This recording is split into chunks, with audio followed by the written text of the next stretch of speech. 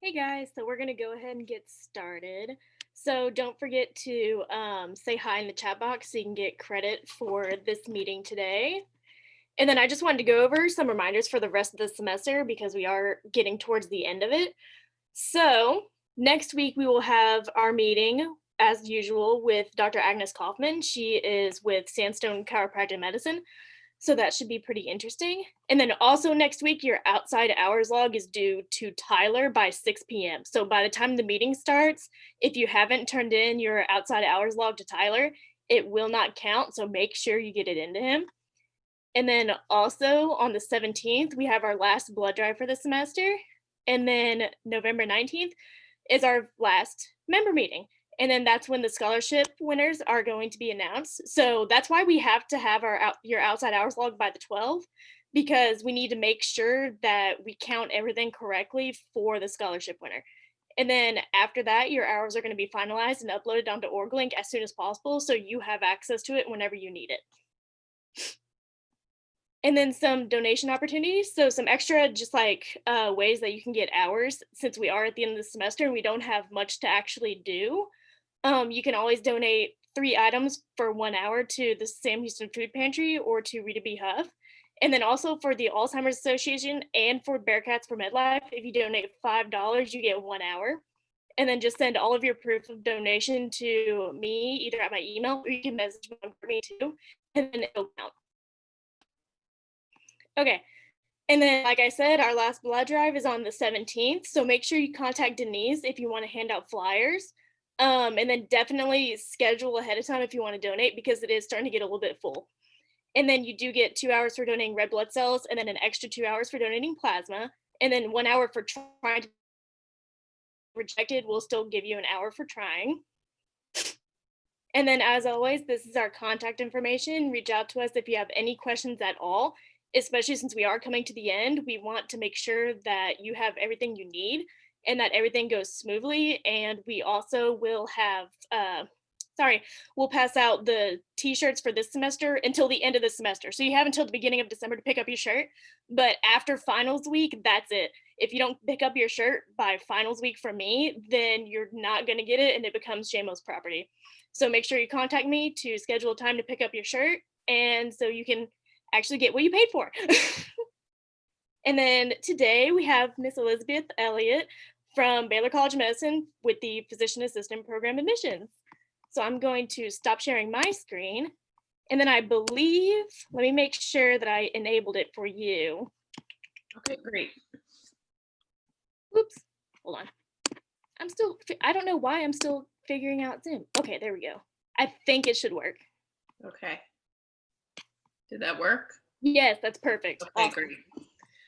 Well, good evening, everyone. Thanks for having me, Morgan. Thanks for inviting me. My name's Elizabeth Elliot. I am the chair of the admissions committee at the PA program at Baylor. I actually graduated from Baylor back in 2006.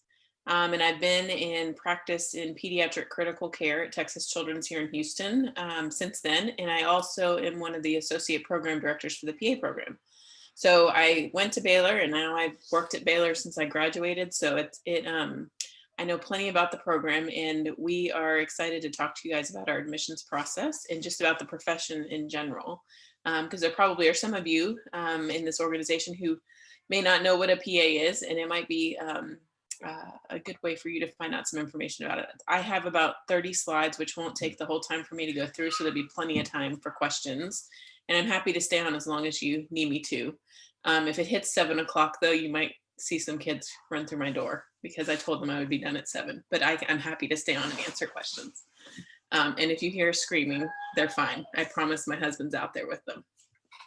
So I'm first going to go over a few things that are just kind of common to the entire profession, and then there will be a focus kind of on our program specifically. So again, thank you for having me. I'm really excited that we can do this, and I hope we get to do it at least a couple times a year from here on out, which would be great. So the PA profession started back in the late 60s, early 70s, and the first class of PAs were actually former Navy corpsmen who were coming back from service overseas, and they had all this really great skill set. that wasn't quite what nurses do, and they didn't go to medical school, but they had been doing surgery. They had been doing a lot of things in on the battlefield and in hospitals that have been set up close to battlefields, and so they had a really unique skill set. And um, they didn't want the country as a whole and the medical profession as a whole didn't want those skills to go to waste. And so they created something that was like what we currently have today and sent them through some advanced training at Duke University. And the first class graduated in 67. And they slowly, about a couple years after that, federal funding increased for the profession in general. And the profession's been around quite some time now. And it's fascinating in the last probably 10 or 15 years, the growth of the profession and like the, I guess, knowledge of what the profession is. When I graduated from PA school, first of all, when I applied, most people didn't know what a PA was. My parents were wondering what I was doing, and I had never seen a PA in practice. And but nowadays, you talk to most applicants, and they have lots of knowledge about PAs, probably because a lot of our undergraduate institutions have these organizations, and a lot of people have actually seen a PA for their provider at some point during their life, which is great. So PAs practice in all sorts of specialties. Originally, we're all trained to be generalists. So we're all trained to work across a broad range of ages and across a broad range of areas. But we can work in specialty practice as well. So as a PA, you have a national certification, and then you're licensed by a state. So I pass a national board exam, and then I have to get a license from the state of Texas in order to practice the same. So if I wanted to go to Connecticut, I'd have to get a license in Connecticut.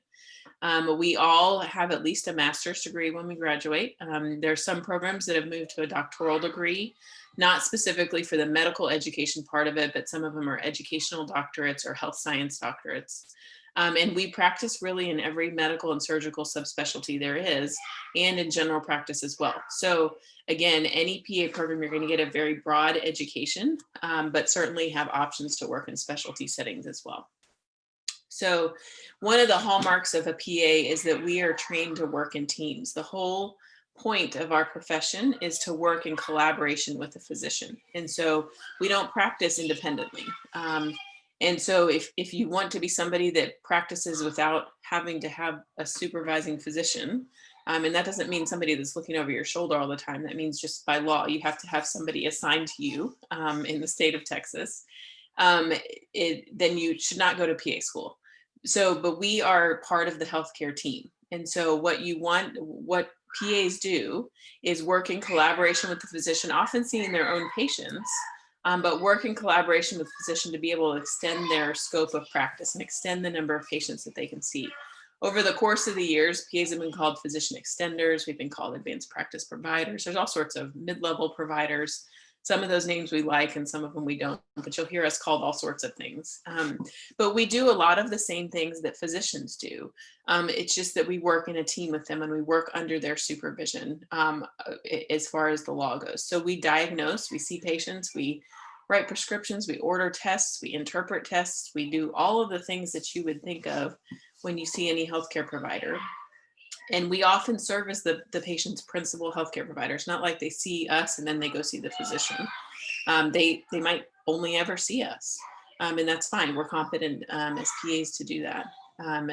The other thing that's kind of the hallmark of PAs is because we're trained in such a generalist role in general medicine, we're very flexible, especially in the specialty areas. We have a lot of knowledge that we bring to the table that is not so specialized, which is really contributes to the overall care of the patient. You can also work in any area that you want to, even if you worked in a different area before as a PA. So I work in pediatric critical care. If I wanted to go work in adult orthopedic surgery tomorrow, I could quit my job, go get another job, and I would not need any additional schooling to do that. Now, certainly I would need some on-the-job training, and I would want to get some on-the-job training, but I wouldn't need to go back and do a residency or anything like that. And like I said, PAs practice in every setting you could think of. We kind of went over what PAs do. Our duties really depend on where you are. If you're in the hospital setting, it's going to be, shift work. It's going to be on your feet, rounding on patients. If you're in surgery, you're going to be on your feet in the operating room. If you're in clinical practice in an outpatient setting, it's seeing a patient docket every day. Your level of experience is important, and that doesn't mean that, what that means is how long have you been in practice? Certainly a new graduate, just like any health profession field, does not have as much autonomy as somebody who's been in practice for 15 years. And that's because you're not comfortable as a new graduate doing all of those things.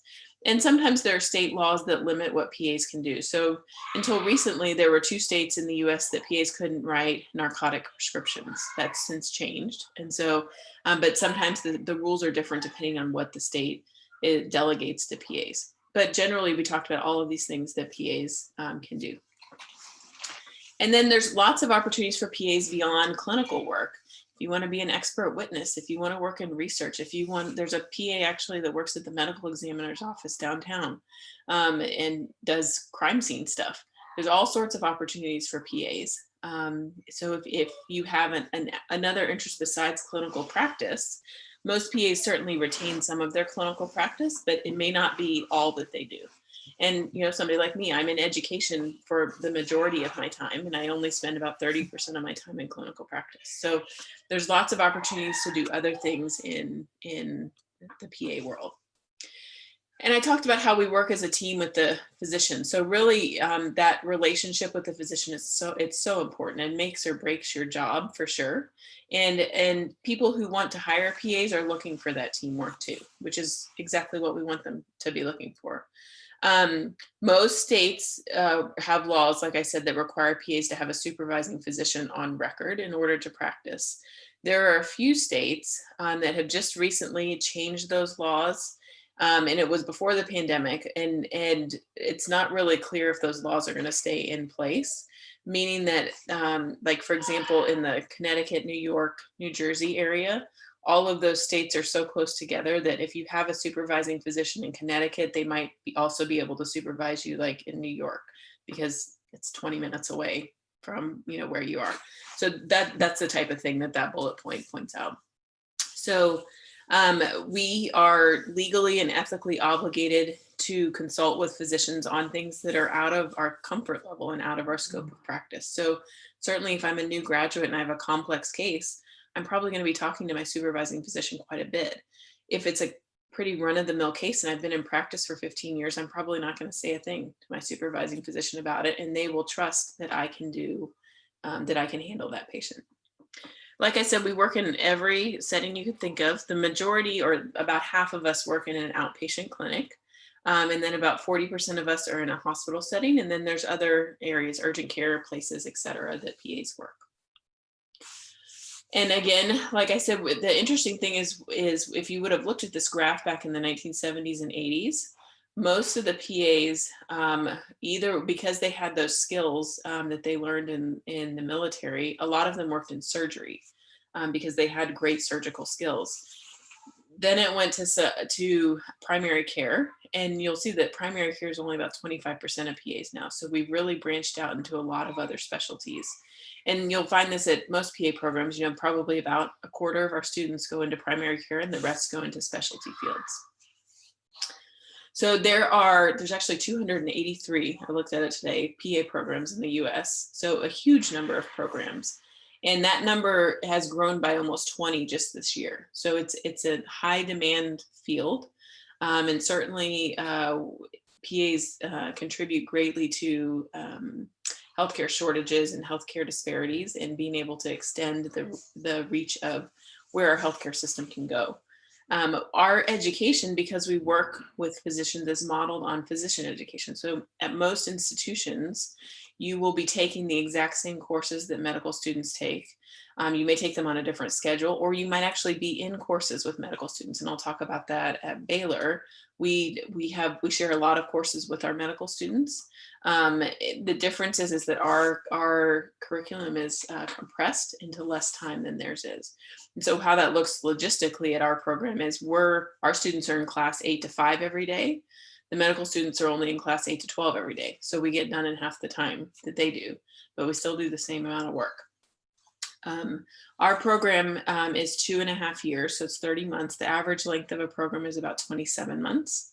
And like I said, where most of us are located within a medical school or housed within a medical school. The curriculum at most, at all PA programs is really rigorous. It really is like this poor little girl, open mouth, insert fire hose. And if you've talked to anybody who's gone through the didactic year of PA school, it doesn't matter if it's during COVID or not COVID, it is a bear. Nobody wants to do that twice, for sure. Knowing what I know now, I would go back and do it again. But if you had asked me that right after I finished my didactic year, I would have said, there's no way I'm ever going to do that again in my life if I have to. But now knowing what it's gotten me in my career, I would go back and do it again. So the didactic part, or the classroom part, is a lot of foundational sciences. It's your biochemistries, anatomy, physiology, pharmacology, etc. And then there's some behavioral sciences stuff, psychology, health, behavioral counseling, etc. And then you have to learn about labs and x-rays, etc., diagnostic testing. And then we also do ethics. Ethics is a huge part. And actually in a lot of states, along with your board exam, you have to take a jurisprudence and or ethics exam. And that's true in Texas now as well. The clinical phase, which at our program is 13 months long, is over 2,000 hours of rotations. And those rotations are in these areas. At our program, all students do these rotations, regardless of what your interest is. And so when I say that we're trained generally, you're trained in all of these areas, even if you're not going to go into this area. You don't see orthopedic surgery on there anywhere. You don't even see critical care on there anywhere. So I went into pediatric critical care. I had 0 rotations in pediatric critical care as a student, but that's where I ended up working. But I had a lot of knowledge, general knowledge about medicine from having these general rotations. So for our program, like I said, our program's 30 months long. Our didactic phase is 13 months. Our clinical phase is 17 months. And during your clinical year, you also do a research phase, which I'll talk about in just a minute. We have some times that you'll have exams, which exam weeks are no fun in undergrad. They're even less fun in PA school, but they're survivable and you guys will do great in them. All our students do. They're one of those things that you have to learn to deal with. We do a lot of skills testing. Obviously, there's lots of things to learn about examining the human body. And we have to make sure that you're doing it correctly. And then we do a lot of readiness assessments to make sure you're ready to go on to the next phase of training, and then ready to go to the clinical year, and then ready to go into clinical practice. So the didactic phase is 13 months. There's 6 terms. And like I said, it's a lot of foundational sciences and kind of general training about the PA profession and the teamwork concept, etc. We teach you through lectures. We teach you through team-based learning, problem-based learning. A lot of it's asynchronous this year, which has been an interesting adjustment for us. And certainly we have lots of skills to teach you. This is what our curriculum grid looks like. I saw there are a few questions in the chat, and I'll stop in just a minute to look at those. Let me get through the didactic here and then I'll look at them. The didactic grid for our curriculum. So you can see there are 6 terms. There's a fall semester and a spring semester. You're taking all of these classes at one time.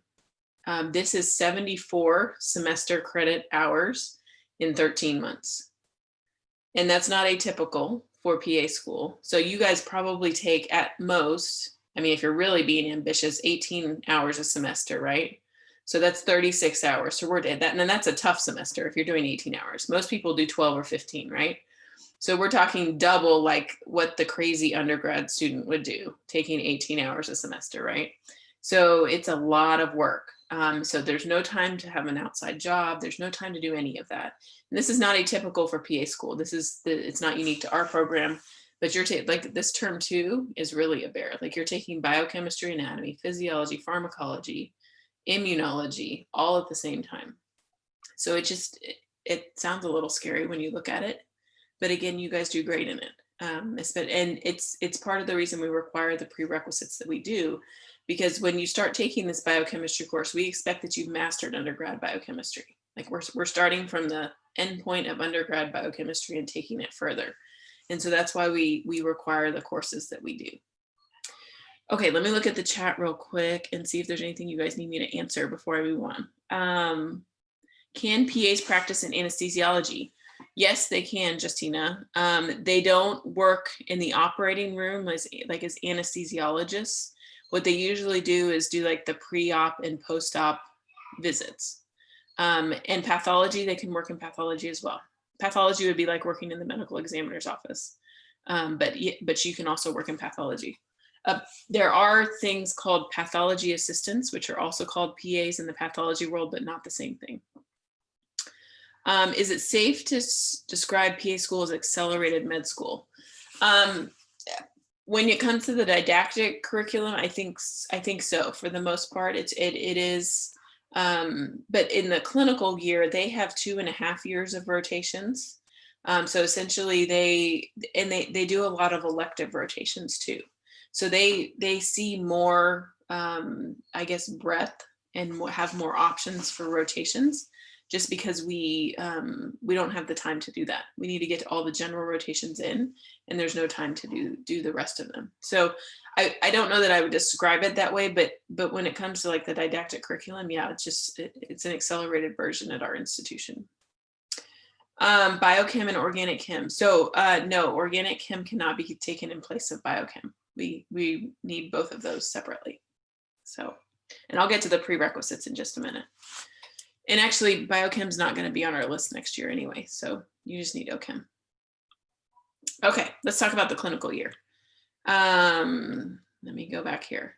So the clinical year is really the best part of PA school. You've done that like horrific didactic year of 13 months of just studying all the time, it feels like, and you get rewarded with getting to see patients for 17 months and under the supervision of great preceptors. And you learn that, I mean, as any of you guys know, experiential learning really solidifies concepts. And so students love clinical rotations, and it doesn't matter if it's a field you're ultimately going to go into. I hate surgery as a field. Like I would never want to work in it because I didn't enjoy it, the actual like work part of it.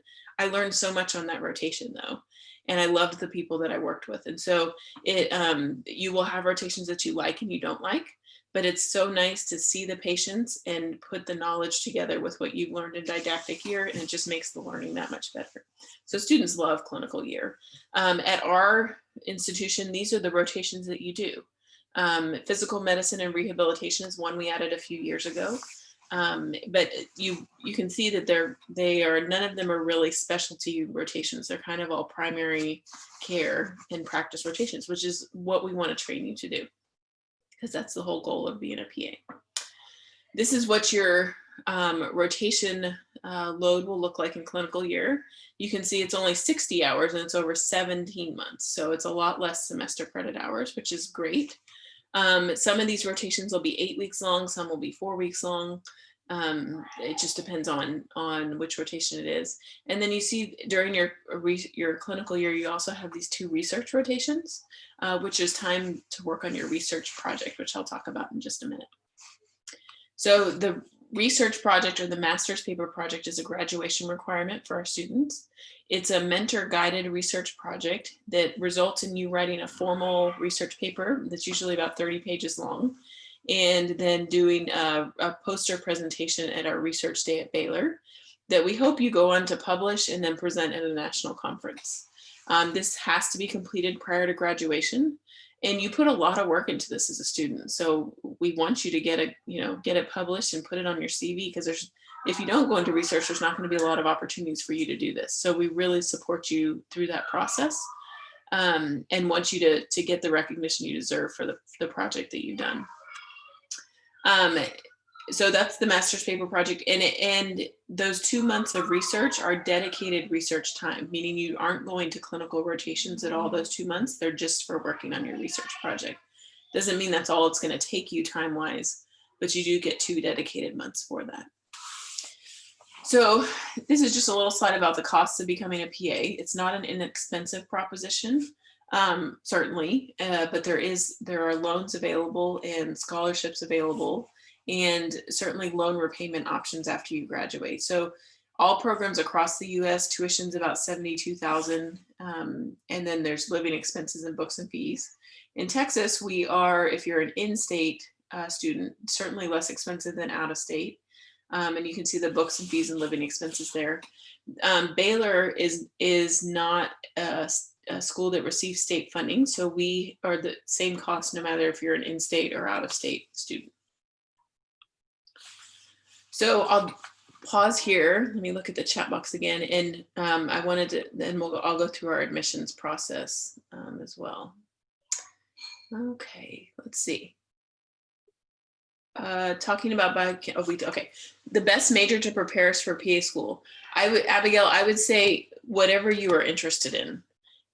Science majors are not necessarily the best. They certainly are great. And if that's what you love, do science. We have ballet majors, we have engineering majors, we have education majors, we have business majors in our first year class this year. We also have chemistry and biology majors. So I would say do something that you enjoy. I was a Spanish major in undergrad. I didn't really like science. The only science I liked was human biology. Everything else didn't enjoy.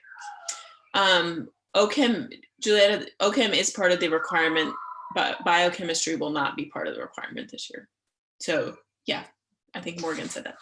And is this slide available online to download? Meaning the slide set, I can certainly send it to you guys. That's easy to do.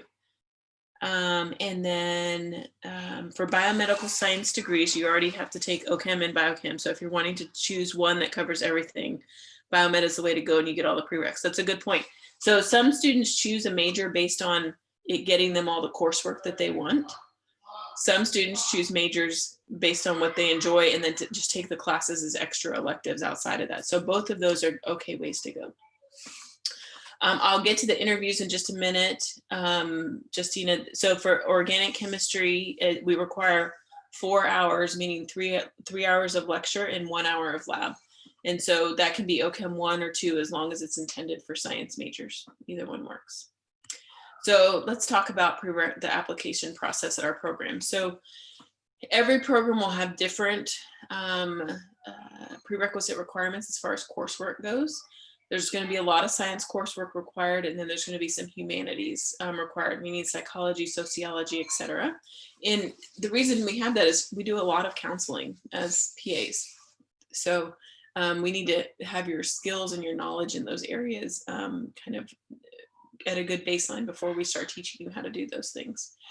At our program, you have to have a minimum 3.2 science GPA and a minimum 3.2 overall GPA. Now, this doesn't mean that everybody in our class has, like a 3.9 GPA. This means that we have people in our first year class who have 3.2s, we have people who have 4.0s. And really, once you hit that benchmark of 3.2, we don't really care what your GPA is. Just hit the 3.2, and it's not going to matter much in the rest of the admissions process. We do still require the GRE, 153 verbal, 144 quantitative, and 3.5 analytical writing are the scores we require. And again, that's a minimum that you have to meet. As long as you meet it, you're good to go. So we don't care if you scored a 160 or a 153 on your verbal GRE. They both kind of look the same to us. And then you have to have a bachelor's degree prior to enrolling in the program. So some people will apply their last year of undergrad and will complete their bachelor's degree the May before they enroll in June, which is just fine. There's an application process, a centralized application service for PAs, is what CASPA stands for. And so you apply through the CASPA portal. It'll require you to get some letters of recommendation and you have to write an essay. The essay is very generic for CASPA. It's, I think, why do you want to be a PA? And then each program has the flexibility to put in some program specific questions. So we have some program specific questions in our application. We want to know about your experiences working with diverse and inclusive populations. We want to know about if you've had taken any time off your academic trajectory, why did you do it and what did you learn from it? And I will tell you, people sometimes are afraid to answer that question because they think it looks poorly, and it doesn't at all. There's lots of great reasons that people take a break from school. Anything from mental health to make them, they need to refocus, to I had to take care of a sick family member, to I needed to work to make money to pay my tuition next semester. All of those things are commendable reasons to take a break from your undergraduate education. We even had somebody last year who decided to do an Eat, Pray, Love, and she traveled the world for a year. And she's in her first year class right now. She was a banking executive. She was a president of a very well-known bank here in Houston.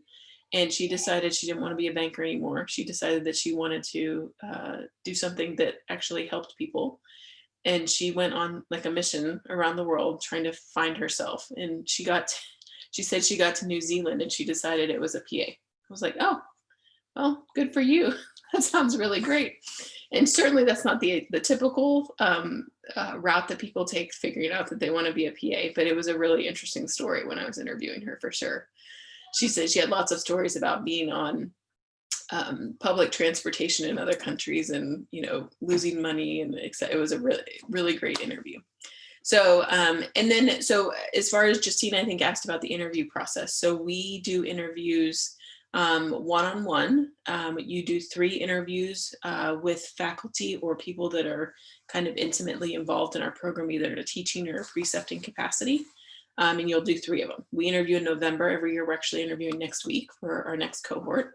And you know very quickly after interviews if you're in. It's less than a week that you'll know. We don't do rolling admissions. It's just a one-time deal. So interviews are very laid back. They're a chance for you guys to get to know us and also for us to get to know you. So we leave lots of time for you guys to ask questions during the interview process as well. So went too far. I put this slide up here not because it is the most accurate thing in the world, so don't take it as fact, because I did not update it with the start of this academic year, but I just put it up here to show you that every school will have different prerequisites. So if you're interested in applying to UT San Antonio, they may have different prerequisites than we do. So make sure that you look at the schools that you're interested in applying to make sure you meet all of their course requirements. And I kind of touched on this earlier. We need you guys to be really good at organic chemistry and general chemistry so you can hit the ground running with biochemistry. And when you hit the ground running with biochemistry, then you will understand the clinical medicine course. And when we talk about endocrine disorders and metabolic disorders and hormones, et cetera. So we need you guys to have that knowledge base. And that's why we require those foundational prerequisites for our program. So in Texas, we have 8 programs right now. There's actually 2 more that are coming online in the next 2 years. And like I said, there's more than 250, there's 283 as of this morning national programs. It's about 30 months average length. The degree is a master's degree for most programs. Most PA students had an undergraduate GPA, mean GPA of 3.5. Again, that does not mean that everybody who goes to PA school has to have a 3.5. When we do our review of applications, we do it in a very holistic manner. And honestly, if you hit that 3.2, it's not gonna do you any better to have a 3.7 versus a 3.2. We really wanna see what's on your application and what you bring to the table to advance, you know, the mission of our profession and our institution. So there are science and non-science prerequisites. You have to have a bachelor's degree, and the experience factor is something you need to check in with all institutions as well. So at Baylor College of Medicine, we do not require any shadowing hours. We do not require any patient care hours, and we do not require any healthcare experience. Certainly most applicants have some of that, but it is not a requirement for us. I can think of at least 8 people in our first year class who had 0 healthcare experience, had never stepped foot in any healthcare facility or shadowed anybody before. And that's okay with us. And the reason we changed that is we realize it's difficult to find those experiences, even during non-COVID times, and because of HIPAA rules, et cetera. And we don't want that to be a burden for people applying to PA school. We also realize that not everybody wants to get a job as a scribe when they're in undergrad, or, you know, an optometry tech or whatever it is. Maybe you just need to work as a waitress or a waiter because you can make some really good money at tips that way. And that we don't need to put the extra stress of you having to be in a position that's specific in a healthcare field. And those positions aren't available everywhere in the US. So just know that you don't need those things to apply to our program.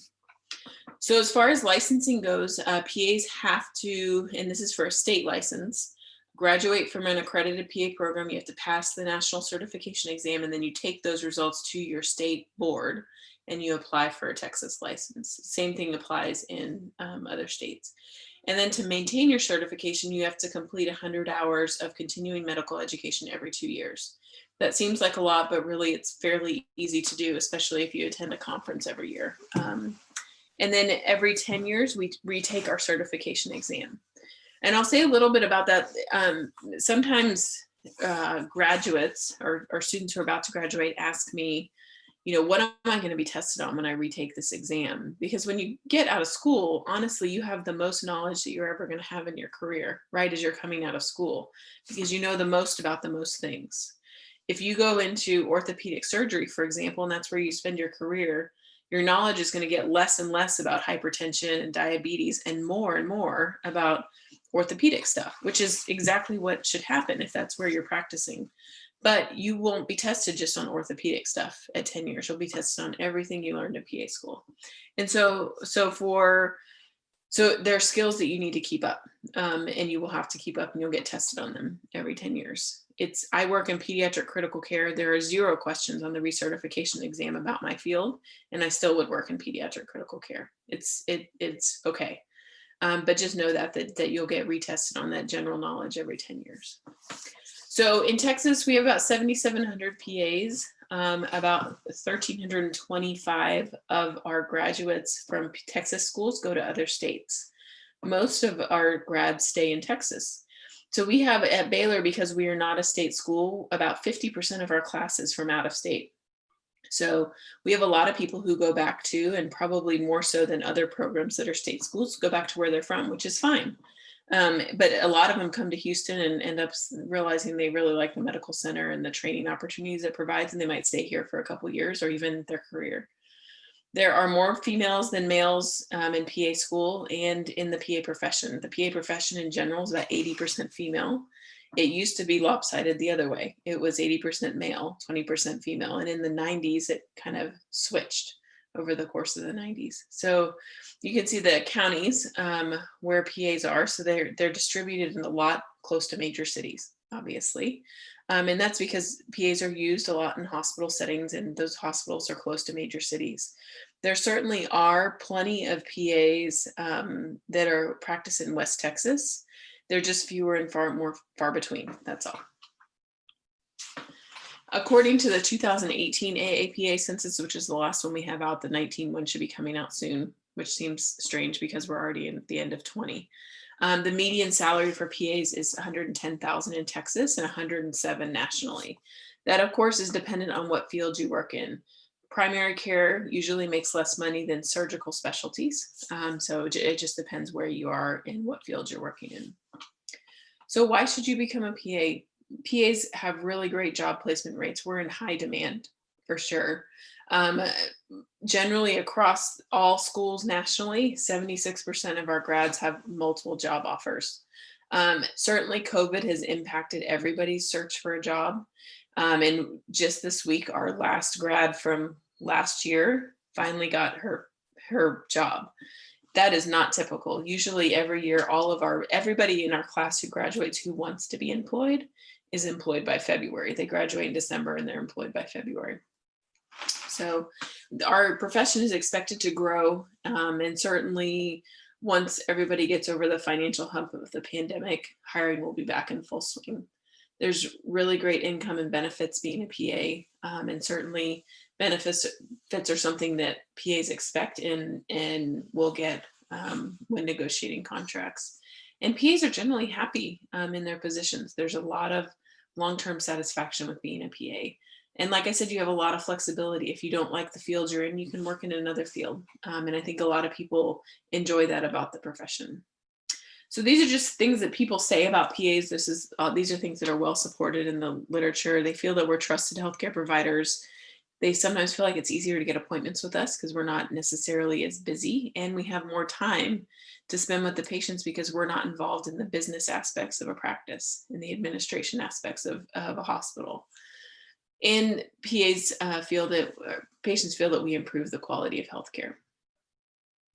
So this is our mission statement, and we are the number 3 program in the country. I really say number 2 because number 1 and 2 are tied. So I consider them both number 1, and we can be number 2, but that's okay. We can be number 3. 3 and 2 is okay. We're okay with that. So we're really proud of that. And we do have a really high quality program here at Baylor. And it's something that we strive to keep. Honestly, since I graduated, other than tweaks to content, which have been needed because of changes in medicine, the program hasn't changed much. I'm over the entire didactic year right now, and I'm directing the same courses that I took as a student. And so certainly those courses have needed to change, like I said, with medical updates, but the general outline of the program is the same. So why would you want to choose Baylor? So we talked about our ranking. We talked about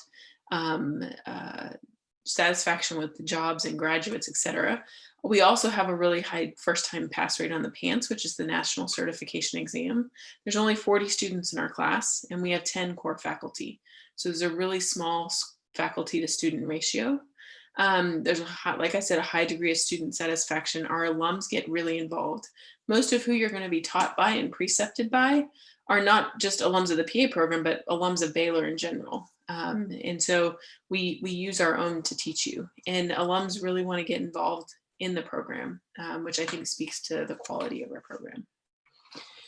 So it may have sounded like our PA students don't get to have any fun because they're studying all the time, but they actually do. They find plenty of time to do things. So fun runs and volunteer work. We have a service learning requirement, and students volunteer all sorts of places, from the food bank to, Bo's Place, which is a place here in Houston where siblings can go who have had siblings die. There's people volunteer with the Red Cross. When I was in school, I volunteered and was a baby holder in the NICU. That was like heaven. So there's all sorts of opportunities to volunteer and get involved in the community. And then these are two websites that are really great if you want more information. One of them is the Texas Academy of PAs, the bottom one, and then the American Academy of PAs is our national organization. So those will both have student sections, and it'll be easy for you to find information there about our program. So that's all I have. I put my email in here. Really, this email though, this PA program at bcm.edu is the best one, because if it happens to be a day that I get a lot of emails, yours may get buried in here. So this one actually goes to somebody who filters through admissions emails and will send it then to me, and it'll for sure get to me that way. So I would use this email. We don't ever answer questions except at sessions like this or by email. We don't do it over the phone because the people who, not that we're in the office now, but the people who answer our phones are not always people that are part of the PA program. And so we want to make sure that you get the information that you need. So if you have a question, email it to us and we're happy to answer it. And that way you have it in writing as well. So if we tell you a certain course counts for something and later we tell you, no, I don't think, and you can say, no, you did tell me that it counted. So you'll have it in writing from us as well. So this is our website. You're welcome to go peruse that.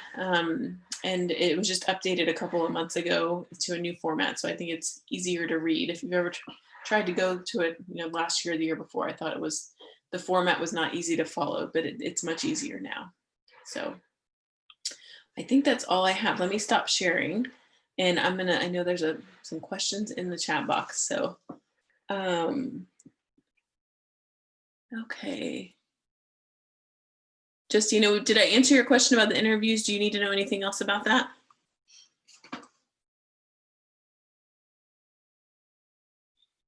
Maybe not. Community college, does it matter to Baylor as a red flag? We do not care. Community colleges are the same as a four-year institution. So there actually are people that cannot do their prerequisites at their institution because that course is not offered there. So they go to HCC or whatever community college, San Jack or whatever place is close by to them, and they'll do them there. Abigail, the GRE is the graduate record exam. It's a standardized test for graduate schools. You can Google it and you'll find information about it. Morgan said, this makes me feel so much better about myself and my GPA and all my life choices. Yes, well, I hope it does. Because we don't want just people that have good GPAs. Those don't contribute to the overall. I mean, it's great if you have a good GPA, but they don't contribute necessarily to the overall mission of what we're trying to do. And what we're trying to do at Baylor is enroll a student body that is representative of the patients that you guys are going to treat. And so what we need is people who have made choices and lived lives that are similar to those patients.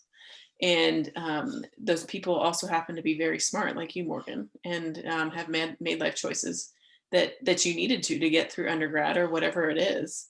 and that's great. And from our standpoint on the admissions committee, not having a good GPA is a great thing. Having a good GPA in silo and not doing anything else does not really show us that you've got what you need to get through PA school. You got to be able to balance a lot of things. People ask me sometimes what's the number one skill you need to be successful in PA school, and hands down, it's time management. Hands down.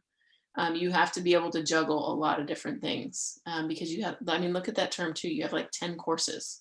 So being able to juggle all of that at once. And if you've juggled, a job or volunteer work and undergrad, or you're a college athlete and you've juggled that and your coursework, or or anything else, if you juggled outside of class experiences and being successful in school, we know that you can balance these things too. So, yes, Samantha, certainly you can struggle a little bit and still be okay. Makes me feel better about getting acceptance letters later on.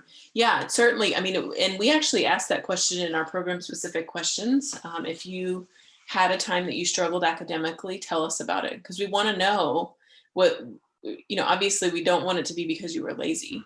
That's not a great reason.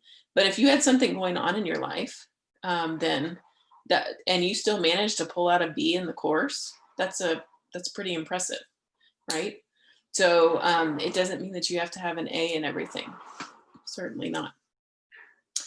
Do I think DMSC, are you talking about the Doctor of Medical Science? Let me see if you answered yes. That's a loaded question. Yes and no. I think it's great that the profession is wanting to progress. I don't know that it's going to, right now, is going to get PAs anything different than what we have with a master's degree. So our program has looked at going to a doctoral degree, and we actually did like a needs assessment for that. 98% of the people we surveyed, which included alums and PAs that currently practice at Baylor, were against doing it. So I don't think that PAs are really interested in doing that right now. There certainly are programs that have done it successfully. So I'm not saying it's a bad thing. I don't know that it's going to be as successful right now, and maybe in 10 years the landscape will be different. So Morgan said, I don't want to forget to ask this, so I'm going to add it here. The GRE is needed for Baylor, but if in the future they're going to start looking at the PA CAT. I don't think we're actually going to go to the PA CAT. If anything, I think we'll drop the GRE, honestly. I think that we will probably do away with all standardized testing. I'm not saying that'll happen next year, but the data is showing us that standardized tests are not indicative of success in school. So it's not happening for this next year, but we are certainly looking at that, as are a lot of other programs. And the PA CAT is just a standardized test. I mean, it costs money for everybody to take it. So I don't know. We are not interested in the PA CAT right now. Many schools are using it right now. We do require the GRE. If anything, I think we would drop the GRE. Again, stay tuned, because that hasn't happened yet. So general, I'm assuming you mean general biology, Justina. You do not need general biology for Baylor. Botany and zoology, neither one of those. None of those you need any for Baylor. Morgan might cry a little, probably because we're going to drop the standardized testing. That might make her happy. So you guys are welcome to unmute and ask me some questions if you want to. We still have some time. They don't all have to be in the chat. Hi, I did actually have a question about like your course load. Yeah, go ahead. I'm a little confused about like the terms meant in each semester. Can you Yeah. a little more? Yeah, so the fall semester is just like what your fall semester is, or maybe not this year, but it's like August to December. And within that fall semester, there are 3 terms that are about 8 weeks long each. So we start in June, and we go June to December for the fall term, and then it goes January to July for the spring semester. So the fall semester will have 3 8-week terms in it. The spring semester will have 3 8-week terms in it. Does that make sense? Yes, thank you very much. Yeah. Anybody else? There's got to be somebody else. What was your favorite like rotation and during your time? Oh, I loved adult internal medicine the most, inpatient internal medicine. So I was at the VA for 8 weeks, and those are some sick patients over there. They're very complex physiology and really complex medical diseases. I didn't end up going into that. And actually, I didn't like my pediatric rotation that much. And I ended up going into peds. But I loved how much I learned about the human body on internal medicine. And what I also loved is I used almost everything I learned in didactic year in that rotation, because I had to know all of the information that I needed about all of the different body systems in order to take care of those patients. Whereas on my OB-GYN rotation, I just needed, my women's health class, for example. So I really enjoyed internal medicine. And thought it was a really good learning experience. Justina asked, do you think PAs owning or co-owning their own practice is a good idea?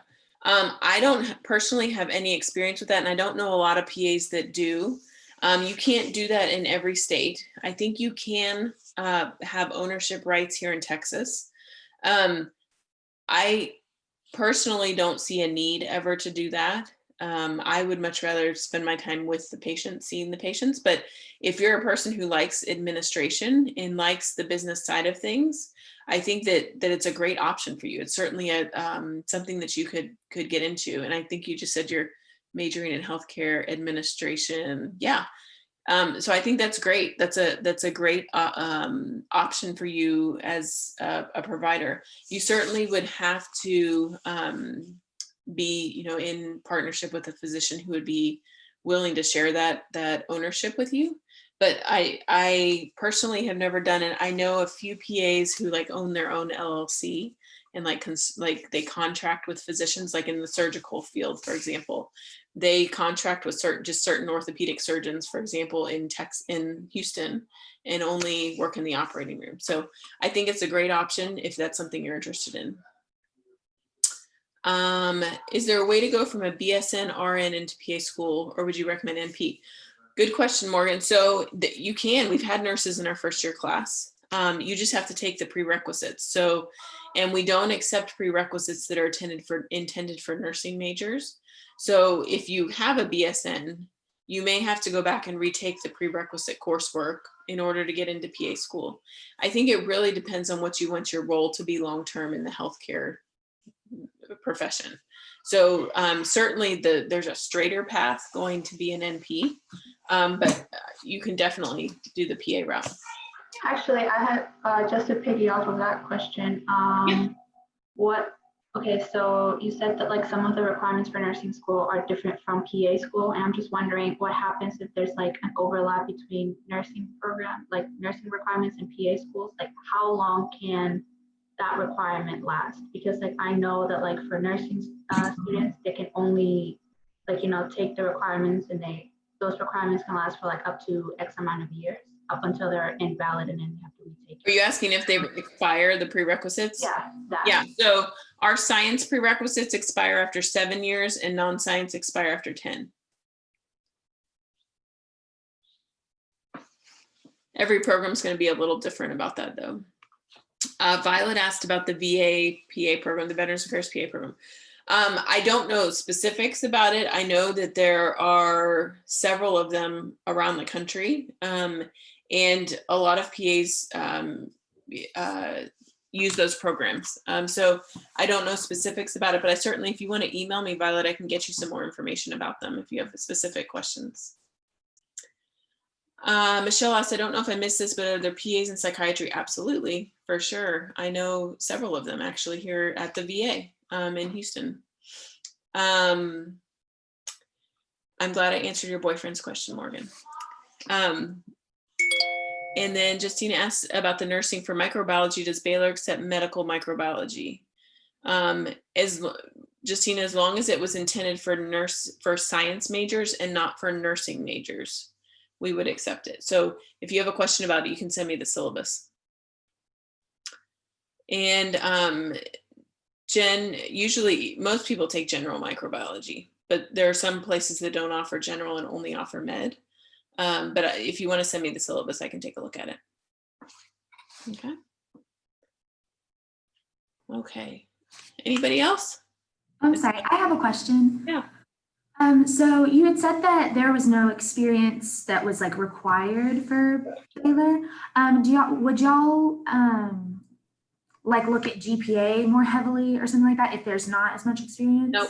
Nope. Okay. So when I say experience, I mean healthcare experience. So you are going to have experiences, whether it be leadership or volunteer or whatever, you do something at your church, whatever it is, you'll have experiences on your application. We just don't require healthcare experience specifically. And that would not change the weight of anything else in your application.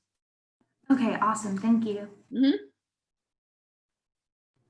Speaking of which, what are some other things that like you really focus on applications? Because like you said, there's no really experience needed, and like once you hit the 3.2 mark, like not a heavy factor. So we care about your capacity to succeed as a student, and there's several things that go into that.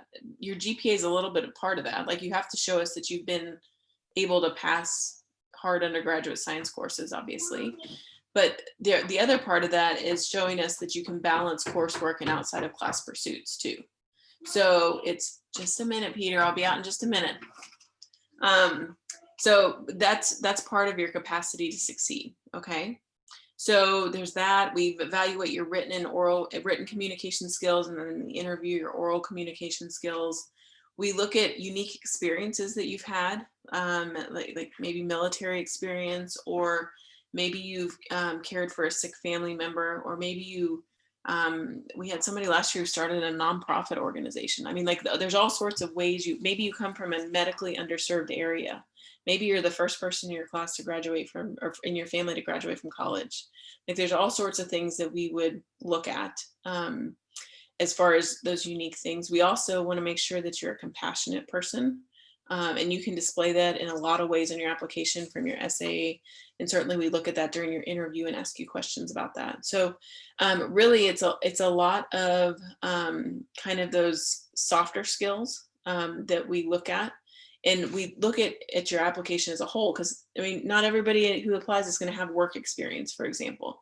Not all of you have had jobs before. Most of you probably have, but not all of you have. So you may have something else on your application that's unique, that makes you look different, or gives you the qualities that we're looking for, et cetera. So those are just some of the things that we look at. Justina, I think what I just said probably answered that question. The timeline from application deadline to interview, invitation to acceptance. So application deadline's August 1st. We invite you for an interview in October. Interviews are in November, usually mid-November. By the next Friday, you know that you are accepted or not. So by the end of November, you know. You'll then enroll the following June. Hi, I had a question. Mm-hmm. So I'm currently like a sophomore with doing biomed. Like, what would you recommend would be like the best time to do the application or to apply? Yeah, I think that depends on what your goals are. So certainly the earliest you could apply is your senior year. So you could apply, complete your bachelor's degree in May, and then come to PA school in June of that same year. So that's the earliest. So you would essentially, the application deadline would be August 1st of the August before you start your senior year, essentially. Some people choose to take a gap year or work for a few years, or like Justina may want to do something in healthcare administration before she goes to PA school. So you may want to work for a few years and then come back to PA school. So it really depends on what your goals are after graduation. Okay, thank you. And the age of our enrolled class, we have everything from 22-year-olds to 60-something-year-olds. So we have a wide range of people.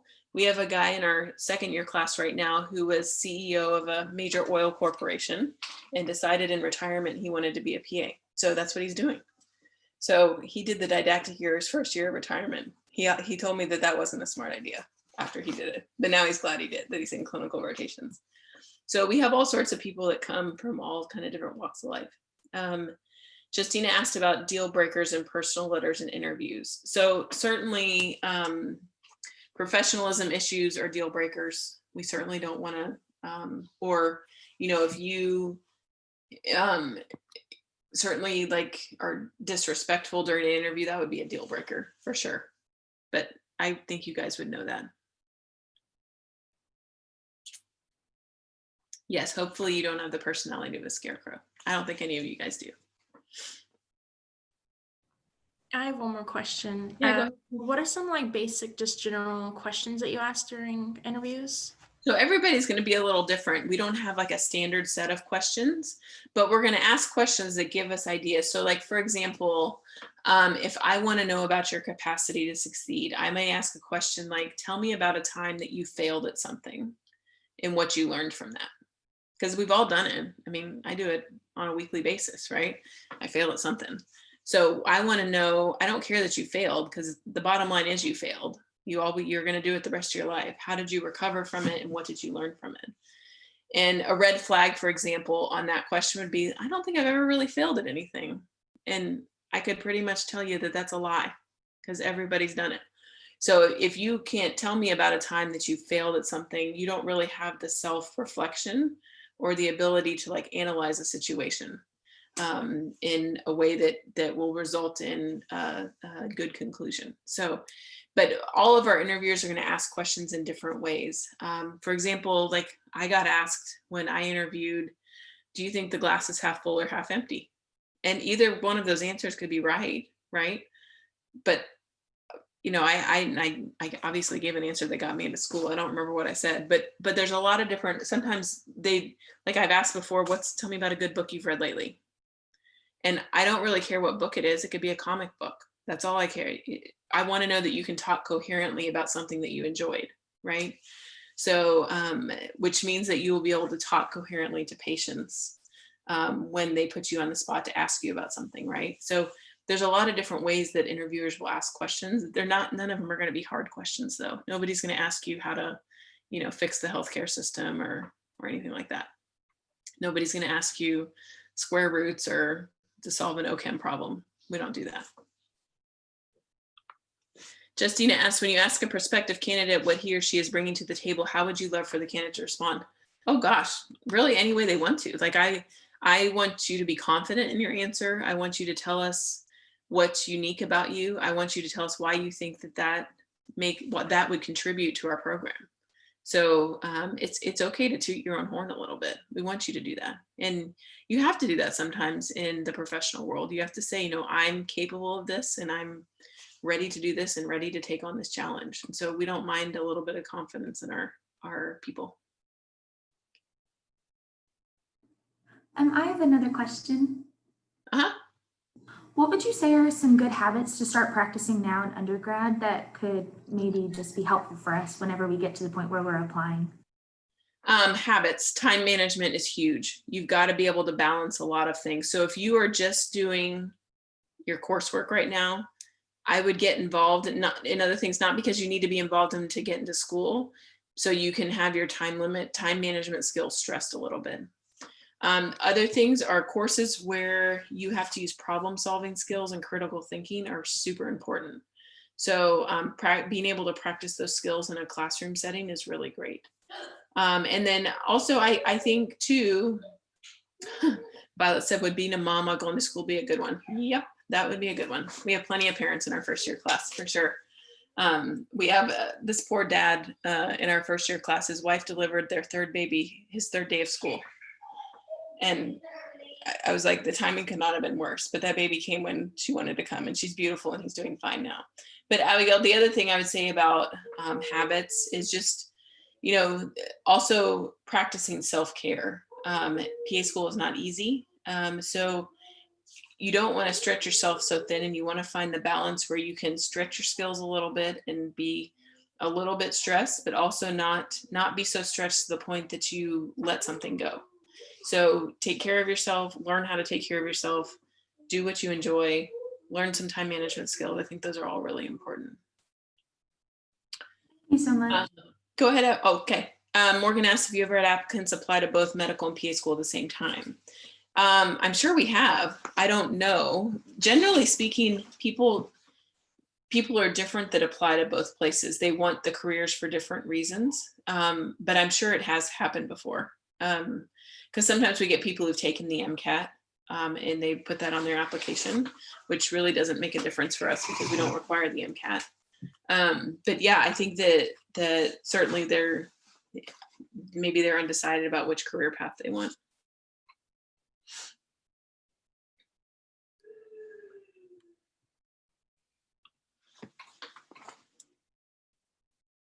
Joshua, you haven't said anything. You're looking so intently at the camera this whole time. He totally looks like he's just been paying attention so closely. Okay, everybody's laughing now. So I'm happy to answer other questions by email if you guys have them, and I'm happy to come back if you want me to at some point in the spring to talk more, or talk again next fall. My vice chair of our committee, Alyssa, usually does these presentations with me. She couldn't be here tonight, but she's the other email that's on that presentation, and she'd be happy to answer questions as well.